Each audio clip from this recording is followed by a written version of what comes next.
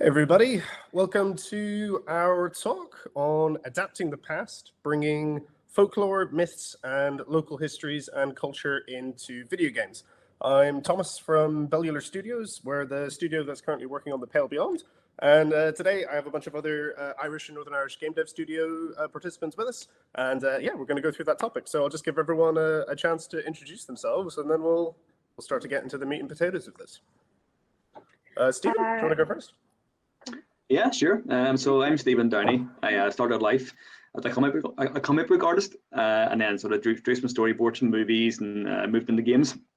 And then I founded Outsider Games, and our goal is really to combine the narrative heft and design language of comic books with the sort of more immersive worlds of video games. So we're currently working on Jennifer Wilde, Unlikely Revolutionaries. And yeah, so that's the story of Jennifer Chevrolet as she investigates her father's murder alongside the ghost of Oscar Wilde. Cool. Dave? I'm Dave from Spooky Doorway. We're probably best known for the Darkside Detective series of games. I'm co-designer there and writer, the only writer.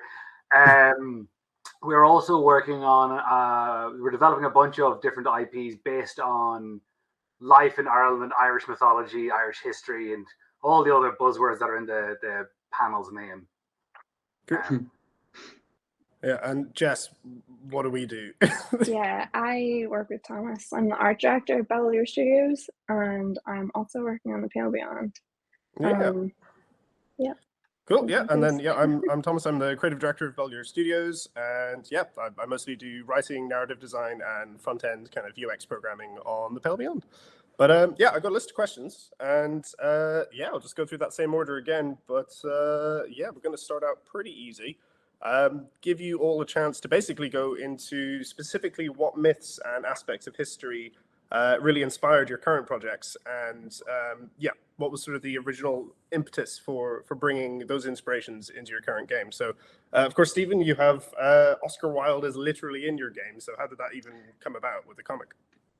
Yeah. So yeah, we have the character. We'll have the ghost of Oscar Wilde. Of course, we're set in 1921, so he's been dead for a few years. But yeah, I actually I drew the comic book that was must have been about almost 10 years ago now. It came out. It was created by Rob Curley from Atomic Diner. But yeah, so it's interesting having a character that's a real life, larger than life, almost personality.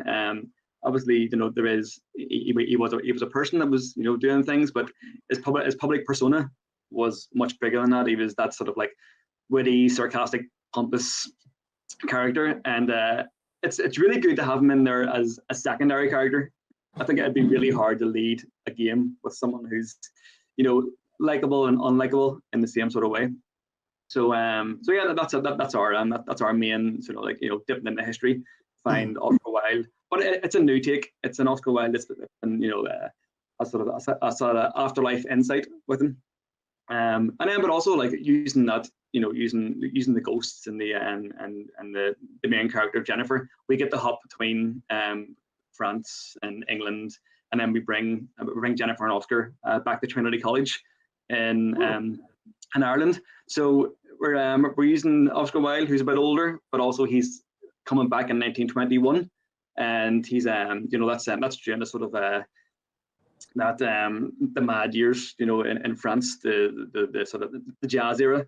So we're getting mad years. I think that there's translation in French means, I think it's mad years. Cool. So yeah, so we're getting dip into that historical era, and then we'll have sort of like we're in London for a while, and then when we move to Ireland, it's it's sort of during the Irish Revolutionary War. So we're in there, like there's a lot going on as well. It's and Jennifer sort of gets caught up. Well, not in the war itself, but obviously the events going on around her. So yeah, so we get a chance to put in lots of history and lots of really interesting things. Cool. No, that sounds great. Yeah, Dave, what about you? What kind of myths, folklore, and history stuff has moved their way into the Spooky Doorway games? Sure. Well, I guess we're developing two things at the moment. One is Eldritch House, which is a sort of cosmic horror, again, comic book styled mystery detective thing. It's set in 1897, so the sort of Victorian era, but obviously it's set they say, obviously, you don't know this. It's set in the west of Ireland, so it's far removed from London, which is often where sort of that era is planted. Putting it in Ireland at that time means that it's first of all, Ireland is at that time under English rule. It's also a generation after the famine. So the Irish language is still holding out in certain pockets of the country. So historically, there's a lot of stuff going on there. The general gist of it, without giving too much away, is that you play a detective or a PI as such who comes over to a remote hotel. A person's gone missing, and when you arrive there, there's a sort of a great seance. The Victorian era had an awful lot of mysticism going on, so we've used that to pull in characters from all over the world and bring them in as ways to reflect on Irish cultures at the time from their own different cultures. Mythologically speaking, it's based around the Tuatha De Danann, the old Irish gods, paganism, druidry. It's got a lot of stuff about ghosts and Irish ghosts, so like the banshee and all that sort of stuff stuck in there.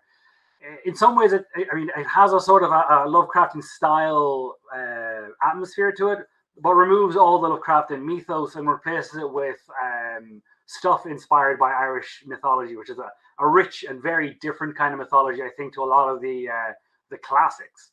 Then we're working on another thing called Song of the Seasons, which is a more modern, a sort of family-friendly game.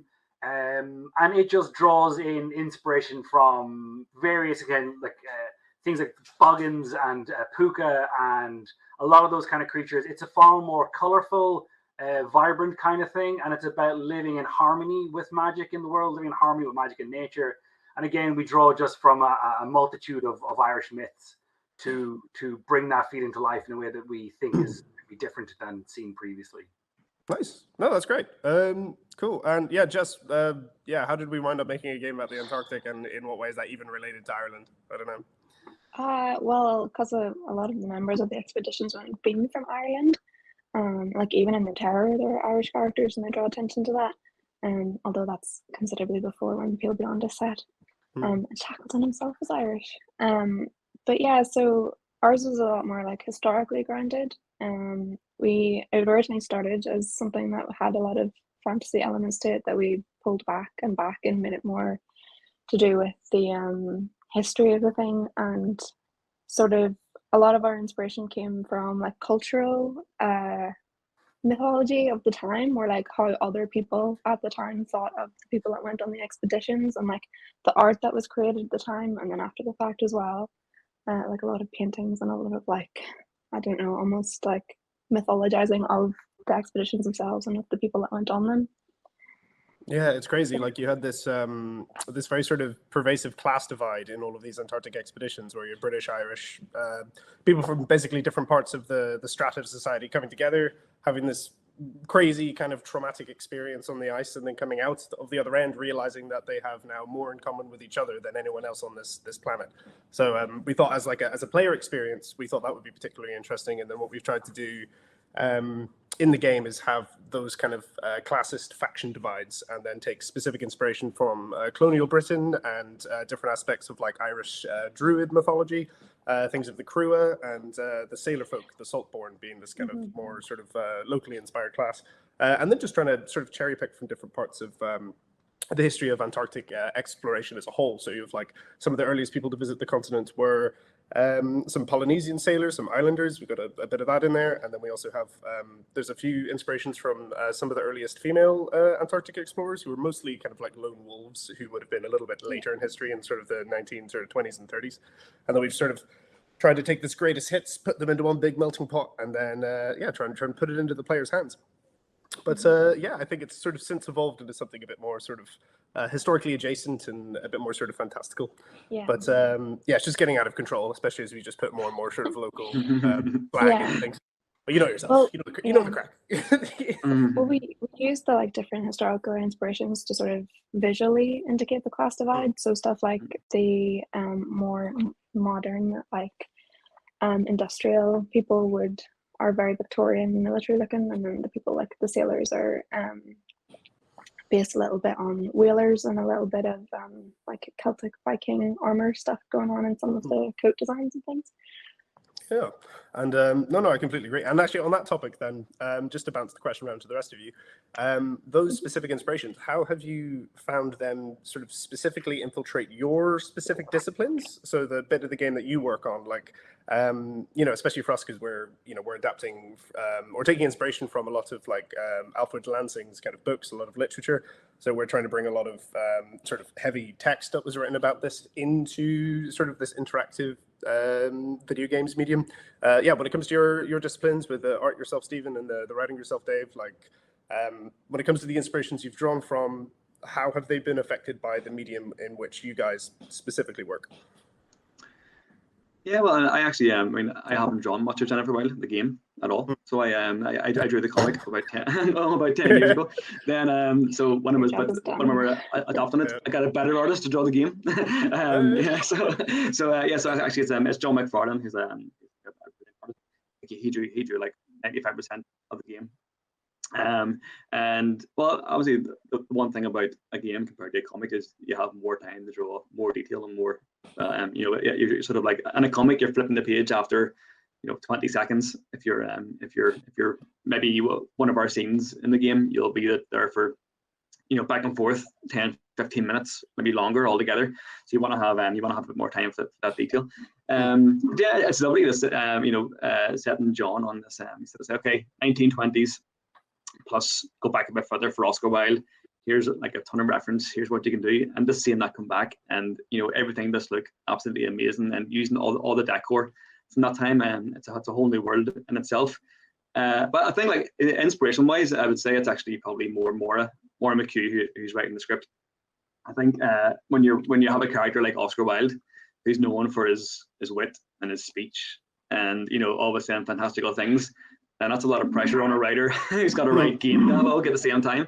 So so like when I'm doing game design for the project, it's I'm writing this sort of like really, really horrible temporary dialogue, like, hello, my name is Oscar. Hello, my name is Jennifer. How are you? It's sort of like an end to say like insert or more insert speech about something. So like, but again, I think for most of the dialogue, when it's just chatting back and forth, Maura does a brilliant job. Like there was some Oscar Wilde quotes in there that I hadn't seen before, but I didn't realize which ones were her writing and which ones were Oscar Wilde quotes. I think that's how well she gets the voice, down of Oscar Wilde. I think it gets a little more trickier when you have your sort of hint system, and Oscar's trying to give Jennifer hints about where to go next in the game, and you're like, well, I know this is like really shoehorned in, and it's a bit it's like talking, but can you make it sound more like Oscar, more natural? And actually, to be fair, it is. I think what she's done is brilliant. So it is, but there is that sort of like push and pull between game design and game logic, and trying to find that sort of natural flow, especially for someone who's like quite famous and quite known for his writing. No, that's cool. Same to you, Dave, but that also brings up the next question slightly, which is, I guess as a follow-up, specifically bringing the inspirations into an interactive medium. Like, what is it about transferring things between the mediums that changes how you have to approach the source material, because it's, so interactive at the moment? So I guess I start with obviously we've got a wealth of new material to draw from and play with when we're diving into what we're diving into. But I think the thing for me is trying to find a way to capture authentic Irish voices in a way that a foreign audience, the non-Irish people, will understand. And like obviously we've seen so many portrayals of diddly Irish from American cinema. It's really important to us that we find authentic voices and we create authentic characters.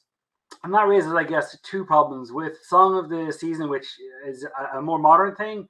It's just about finding ways to explain some of what we're talking about. So one of the first hurdles we hit is, well, can we actually use Irish names or Irish words? And if we do, how do we include that? Like, we want to use our people's names. We want to use our words. We want to share that and educate people as they play the game. And so trying to figure out ways to put in a Siobhan and not for it to be like Siobhan or whatever it's read, or even Samhain instead of being Sam Hain, as we've seen in so many American horror things.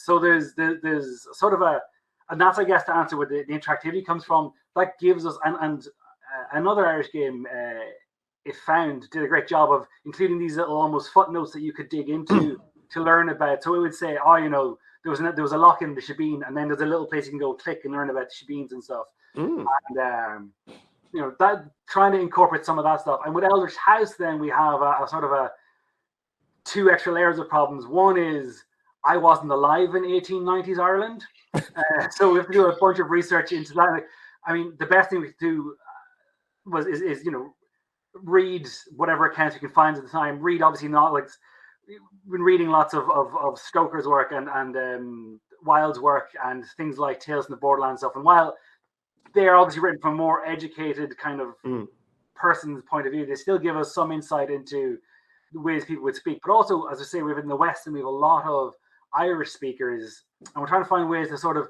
incorporate phrases and so on in a way that feels natural, but it's also inclusive and so on. So that's the big challenge for us is doing right by the stories and the myths. But I think that's actually the easier part, because that's no different than creating a fantasy world and making them understand the elements of that. But to get those voices right, and then for voice work, then to bring in, you know, Irish actors and kind of get them to read the parts. And unfortunately, because there's not a gigantic amount of support for that kind of thing, there's not many of our actors have moved overseas to England or further afield and lose some of the twang. And so that comes of the accents don't necessarily sound right. And it's harder to find people trained in voiceover work because there's not a lot of voiceover work in Ireland. So you have live or theatre performers, but they don't necessarily have the skills for voiceover stuff.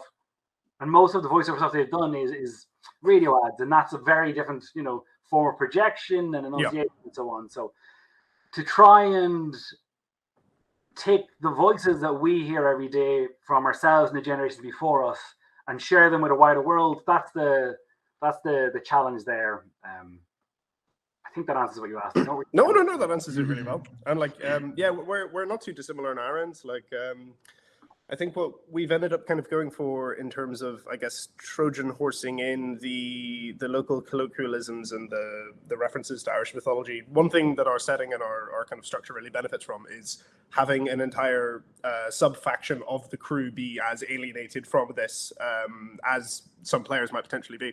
And at the beginning of the game, in the Pale Beyond universe's sort of like fiction, you can either be a salt-born kind of like, you know, Irish sailor, or you can be a land-born sort of colonial Brit, for lack of a better word, or you can be what they would insult each other and call as a mutwash, which is like, you know, a mixture of the two. So outside of just like characters freshly reacting off each other and you being able to get that sort of contextual, sort of cultural emergent stuff, what ended up actually being super beneficial for us, not too dissimilar from the sort of the hyperlink explainer thing you just brought up, was having the odd bit of like internal monologue text. And, you know, basically ripping off Frank Herbert in Dune, where he just has all of this sort of like internalized character monologue stuff where you maybe notice something culturally or relevant to like a faction and you have the thought to yourself, but from the player's perspective, that's like just a nice bit of smoothly delivered expository stuff that almost plays into this idea of like, oh yeah, you selected Saltborn at the start of the game, so of course you know this, you know the crack. And it gives you this kind of like entryway for the player role playing to sort of like just go that little bit more smoothly, because what we actually found was we had to create that corridor structure in terms of a role playing thing for the sailing stuff first, because no one fucking knows how boats work. So you just have loads of people. There's a line where a character is just like, oh yeah, you know your jaboon from your bowsprit, don't you? And you're like, yeah. But yeah, so I think once that was set up, we realized, oh, that's a really powerful vehicle that we can use to, you know, help with the player role playing, and that was cool. Jess, yeah, from the art direction perspective then, and specifically art directing for a video game rather than another medium. Yeah, how did you approach the sort of the character design, and how did you find any of the sort of the folklore that you're researching sort of infiltrate its way into that? Well, similar, I guess, Stephen said earlier, you have to, I definitely like prioritize stuff that you would see often or like a lot of. But in terms of character design specifically, it was way more like character driven, and then the other stuff kind of came secondarily. Because we started with the main cast, and then once the main cast was established, they all kind of were separate. They were, because they're the leaders of their own group in the expedition, and then we based the secondary characters that would be working under them. We based them on the main cast. But I think, like I said before, the main thing was like using different design inspirations to separate them culturally based on their clothing, which also tells you what their job is. Because mechanically, each of the main cast is attached to a specific mechanic. So it's like Cordell is the dog lady. You have to talk to her if you want to do anything to do with the dogs. Same thing as like our cook. Literally, his emote is he's holding a pot that you have to fill with food. But yeah. But yeah. I don't like you went as far as said you anything. designed an entire set of runes to sort of Yeah, I like did. sneak into everyone's clothing. Yeah, I based them on different languages as well. So for the I had two sets of runes. One was for the land characters and one was for the sea characters. And the land ones were based on Ogham and the sea ones were based on like the Nordic compass. Because we were trying to go seafaring, whalers, and that kind of thing. Yes, I did do that. Although I don't know if it was a good idea. Yeah, then with the rest of you guys, like you've been working on both of these titles for a fair amount of time, I imagine. But yeah, how has your sort of relationship with the source material and the inspirations you're drawing from, how's that sort of evolved over the course of development? Has it changed your like personal relationship with that media, or did it end up going in a direction you just completely didn't expect? Yeah, well, when I was first asked to draw the comic, 10 years ago before the game, I'd only barely heard of Oscar Wilde.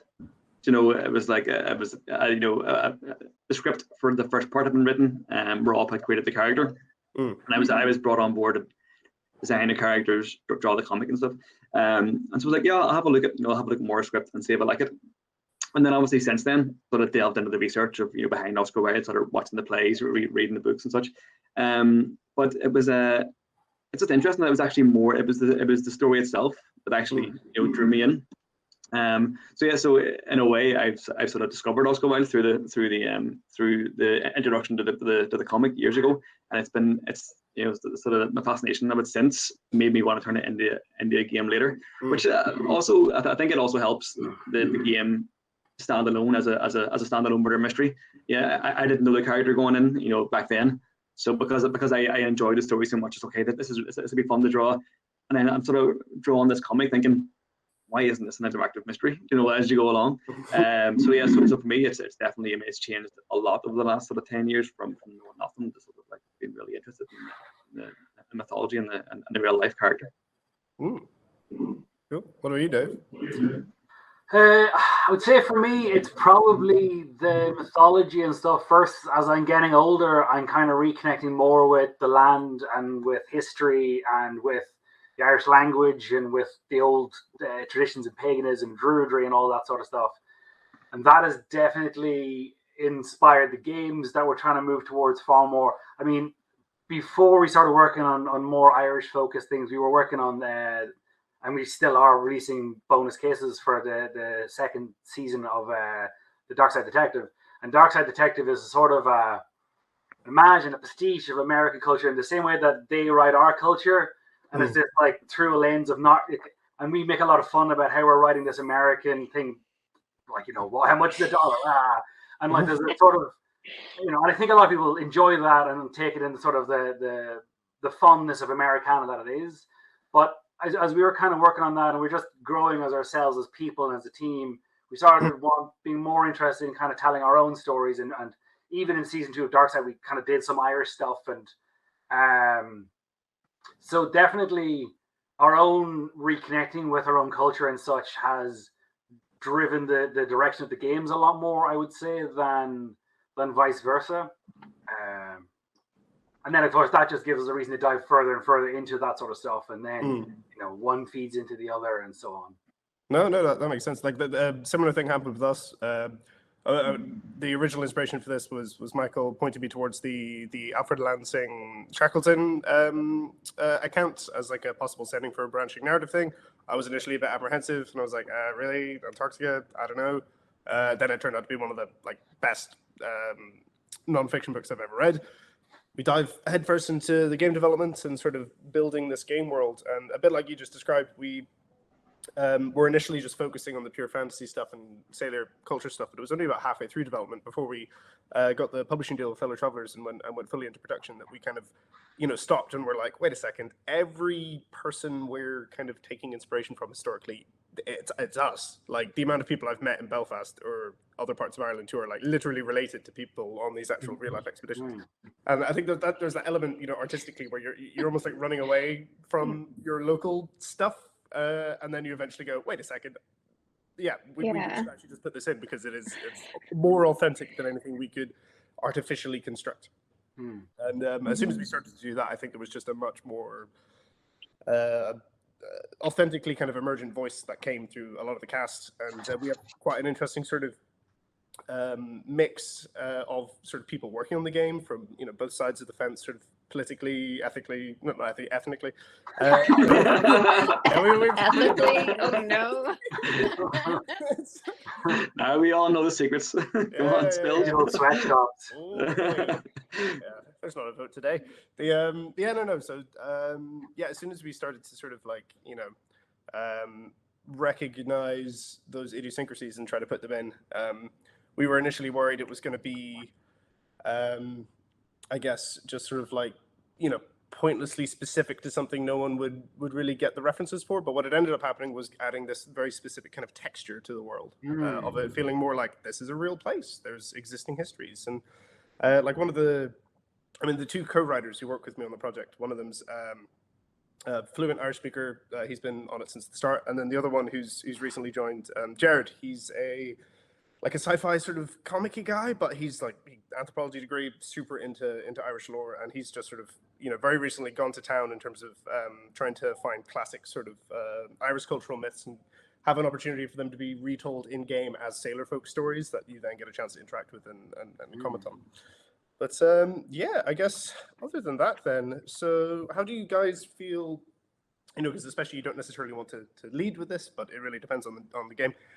How do you feel those sort of Irish myths and inspirations have changed how you perhaps approach the marketing end of the game, or at least the sort of, if you think of the digital funnel of how the average random player on the internet is introduced to your game or your studio, and how they kind of get all the way to hopefully playing the game.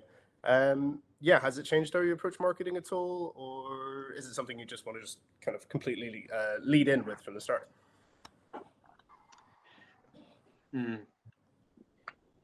Yeah, I mean, I'm always in two minds about this because sometimes, so obviously the game's called Jennifer Wilde, so there is that recognition if you know the figure. But I am always wary of, and we do say here's Oscar Wilde appearing, here's the animations, it looks cool, he's interacting, here's his dialogue, and that can come across as really cool, and then you're sort of afraid of but I'm putting people off because if they feel like they don't know enough about Oscar Wilde, will they not get the game? And I think it's just important that because obviously our main character is Jennifer. It's Oscar Wilde is the buddy kid's or sidekick. He has got his own narrative arc through it, but Jennifer is the main character. So I think you have to find a balance between making sure that people think this is a cool thing that they can look into and research and have fun with, but also not need to know about it, just going in. And even in our first demo we put out, there's a line in it, and where Oscar first appears in front of Jennifer, and Jennifer's like, "Who are you?" Oh wait, you're that guy that was put in jail for sleeping men, right? And so she almost knows nothing about him other than what he's sort of really famous for. So I think as long as you have a character in the game that can be there as a sort of an avatar for the player, then you can help the player sort of settle into your mythologies or your history easily. And I think you have to think about that in the same way with marketing. You have to be able to say, here's something really cool, but look, you can learn it. You can learn at the same time as enjoy and play. Don't worry about being an expert coming in. Yeah, no, that makes sense. I think we with the title of the Pale Beyond for us, it's a minor example of that where what it's actually referencing is, to go beyond the pale. I'm half Irish, half English, so when half of me invaded the other half of me, they built a giant wall, and then there's the whole cultural thing of to go beyond the pale is to be forever changed and perhaps not even welcomed back in original society, which is analogous to the shared trauma of all these people going on these Antarctic expeditions. But at the same time, it's a pun about snow. So creating that sort of that lead-in thing. I don't know. What about you, Dave? How have you approached the marketing based on that? Oh, I try not to. I almost swore. I don't know. I would say that we're like both. We're still wrapping up Darkside, and we're in pre-production on Elder Chess, and we're just at the development stage of Song of the Seasons. So it was probably too early for us to say that, but I do think that and this is not true across the world, but across events like St. Patrick's Day, like Halloween being our national celebration of the dead, with things like that, and just such a massive diaspora after the famine, and the tourism numbers we get in such that there's clearly an interest in Irish culture and Irish mythology and such. And while I don't know anything about marketing beats and all that, I believe, from just being part of the world and seeing it and traveling it, there is an interest in all of that. And I'm sure that smarter people than me will figure out ways to leverage that into wish list numbers and sales figures. But all I can say is I think that, to me, those things are integral to the stories we're telling. And for some people, they may be off-putting, but I also see, if you look across the world now in literature and TV, Korea's having a giant wave of people being interested in their TV shows. Like science fiction novels like the Rosewater and the Three Body Problem are being translated from their native things and sold worldwide. And I don't think the fact that they're not in America or the Western world, the largest thing, is an off-putting thing, as long as it's well presented and it's respectful of the fact that the player or the reader or the viewer isn't from that culture. So I guess I just would take that approach, and they believe in the system, and that marketers will figure it all out. No, that would make sense. Jess, you've obviously worked a fair amount on marketing assets for the game. How have you found that balancing act? And I guess, how have you found trying to articulate this project to maybe other developers or really anyone even outside of games? I'm really not sure, honestly, because mostly whenever I'm working on marketing stuff, I'm just trying to be really clear about what the things are. So stuff like whenever we reworked all of the characters to hold the item that they participate in, it's sort of to drive home that this isn't just a visual novel, there's mechanics. Which is kind of what at least that's what I was trying to do whenever I was designing it that way. But in terms of the way that I would talk about it, I definitely would lead with it's based on the Shackleton expedition, because it's the first time that my elderly relatives have understood video games. So I'm like, oh, do you know Shackleton? And they're like, oh yeah, I know Shackleton. It's a game about Shackleton. And then it's sort of, I don't know, our actual world building mythology stuff is kind of shoehorned in there. It's under here somewhere. You gotta find it. Yeah. We also completely lucked out with the actual 2022 Shackleton ship discovery expedition. That's right. Happening last month. Yeah. 10 different people messaged me being like, have you seen this? Oh yeah. No, we were in on it, Dave. That was all us. We swam out there. We actually based one of the visuals from the start of the game on the endurance being found. Yeah. It's class because they had because it's so cold there's barely any room for I guess amoeba or any life in the water that would deteriorate the wood. So the ship is pristine. There's nothing in the Antarctic that knows how to eat wood specifically, it's still there. Yeah, no, it's cool. So then, we literally just adapted that into the game for the opening shot, and also our load save tree sort of system. Mm-hmm. Are you going next month to get more reference? Yeah. It's going to be personal. Get your phone out under there. Yeah. No. I still think the best thing we've done is raid the BBC archives for real sound effects of penguins and various things. And we have a multi-instrument in F-mod of baby penguin sneezes, which is honestly my favorite thing I've ever worked on in my life. There's your marketing right there. Just put that Yeah, out right there, right there. everywhere.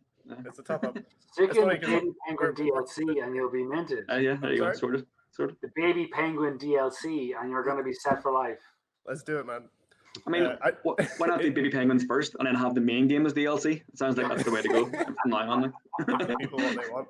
It's funny because looking back, I've unintentionally sort of bookended stuff with local history because we're working on this game. But one of the first things I ever properly made and shipped was a game jam game in 2017, which I think the theme was waves, and it was like for the global game jam.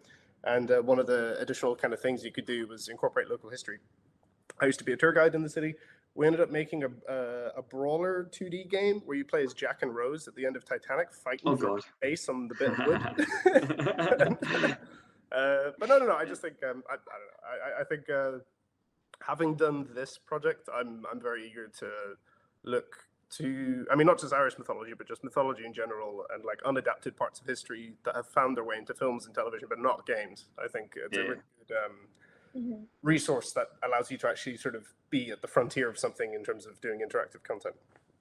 I'll say we're talking about stuff you sort of want to do, you know, with sort of culture. But I play a lot of Irish music, like a bit of like flute and brawn and stuff. So I'm always trying to make a game based around Irish music. I did made a couple of prototypes that didn't quite hit it just yet, but it's shoehorned some in the Whale Nights, which was our body hopping musical adventure game, which we released a few years ago. But there's like most of it's like sort of contemporary pop and rock and jazz and stuff until you find your way into the back bar of the sort of the Rough House bar. And there's just these 5 werewolves sitting playing trad music. So they're playing flute, they're playing boron and stuff. And I'm like, yes, if you got it this far in the game, this is what the game is really all about. A bunch of werewolves drinking moonshine in the back of an Irish bar. So that's my way of getting some Irish culture in there. Yeah, that's how you do it. Yeah. Oh yeah. No, we're working with an accordionist on this project. So he got some. I think it was the Wounded Hussar. He was able to sneak in there. It's a good song. Okay. Yeah. But I guess to close things out, I guess my last question will be just very quickly. How have you approached character voicing? So like colloquialisms, or is there anything you're particularly proud that you were able to get in there at some point? Once we go to Dublin, there is a few little tidbits of Irish language in there, but it's more like the Egypt and the odd few things, stuff you don't need to understand, to actually play the game. But we sort of cheated by having Jennifer, who's French, but we sort of say she was raised in England during her formative years. She went to the college, in England. So any mistakes or any sort of like colloquialisms that are wrong, we can just say that she's travelled really well. And it's I think it's nice to hear like more is from she's from Galway, is that right? Or Clare? I'll forget that. But it was nice to get Cork close. Terrible. But but it was nice to get like a nice genuine voice, having some Irish accents in there. Cool. Anything with you, Dave? I guess just, I've been lucky enough to travel to a bunch of the islands of Ireland and just travel Ireland and travel a lot of the world. And if I hear someone that just hits a little thing, I can't remember a lot of stuff, but I can sort of remember turns of phrase. I find sometimes if I can have a turn of phrase for a person, I can kind of just craft a voice around that works for me. And I hope feels consistent. And as I say, for the Irish projects, I mean, I'm surrounded by Irish people. I spent a lot of time working in call centers. I used to train. I used to tribute across the country in technology. I used to lecture in a bunch of colleges across the country. I'm over on the East Coast in Dundalk. So I traveled to Dublin and Belfast a fair bit. A lot of our businesses over in Galway, so we're over there a fair bit. We have family then in Cork, so we get around a lot, and you just try find these little snippets and try. And if you're bringing in a voice actor, then you can work with the voice actor to try and refine that a little bit to make it their character, and then that brings another layer of authenticity from their own life experiences to it. And it's just, it's just sort of that. It's a lot of refinement, a lot of trust in your gut, and a lot of getting out and meeting people, and which has been crap the last 2 years. But no, that's good. Anything you're particularly proud of, Jess, that you snuck in there? Yeah, I don't write Thomas.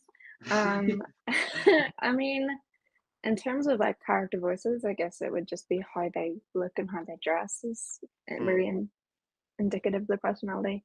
I guess probably the thing that I'm proudest of is the fact that like team-wise, we went back and forth where like we sort of wrote an outline for the characters and then I designed them, and then their future writing was based a little bit on what they looked like.